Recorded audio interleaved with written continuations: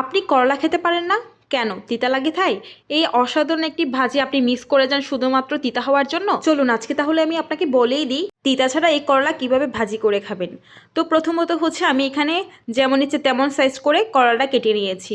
এবার এর মধ্যে দিয়ে দিচ্ছি পরিমাণ মতো লবণ। লবণটা আপনি আপনার পরিমাণ বুঝে দিবেন। এখানে যেহেতু আমার অল্প করলা সেজন্য আমি অল্প করেই লবণ দিয়েছি।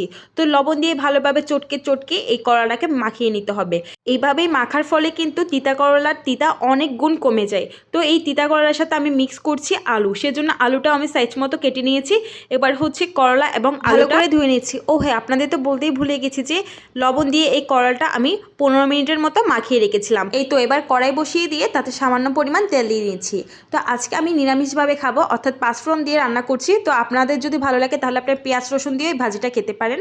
তো এখানে আমি পাঁচফোড়ন দিয়ে ভাজিটা দিয়ে দিলাম ভালোভাবে। এবার হলুদ লবণ আর কাঁচামরিচ দিয়ে ভালোভাবে একটু নাড়িয়ে চাড়িয়ে নিচ্ছি।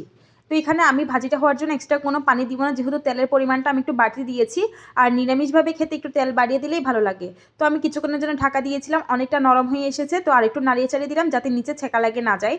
এবার ছোট করে চুলার জালটা রেখে আরও 10 মিনিটের মধ্যে আমি রেখে দিচ্ছি। এই যে আমার ভাজি একদম ভালোভাবে হয়ে গিয়েছে, একটু নাড়াচাড়া দিয়ে দেখলাম না আমার নিচে কোনো রকমভাবে লেগে যায়নি।